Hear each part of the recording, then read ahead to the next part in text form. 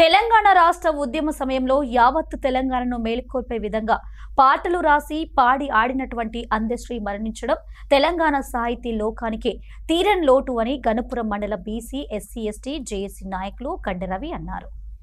సోమవారం గణపురం మండల కేంద్రంలో బీసీ జేఏసీ ఆధ్వర్యంలో అందశ్రీ చిత్రపటానికి పూలమాలలు వేసి ఘనంగా నివాళులర్పించారు.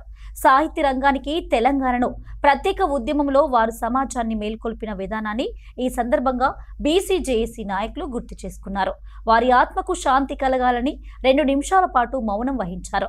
ఈ కార్యక్రమంలో బీసీ జేఏసీ మండల కన్వీనర్ బత్తిని శివశంకర్ గౌడ్, జిల్లా కో కన్వీనర్ పోతర్ల మల్లికార్జున్ యాదవ్, మాజీ ఎంపీటీసీ సభ్యులు మోటపోతుల శివశంకర్ గౌడ్, భూపాలపల్లి వ్యవసాయ కమిటీ మాజీ చైర్మన్ పొలుసాని లక్ష్మీ నరసింహారావు తదితరులు పాల్గొన్నారు.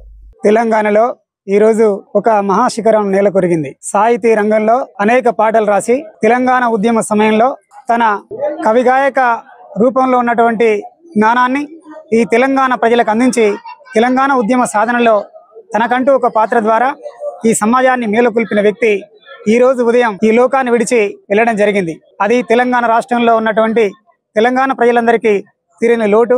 అది చాలా బాధాకరం.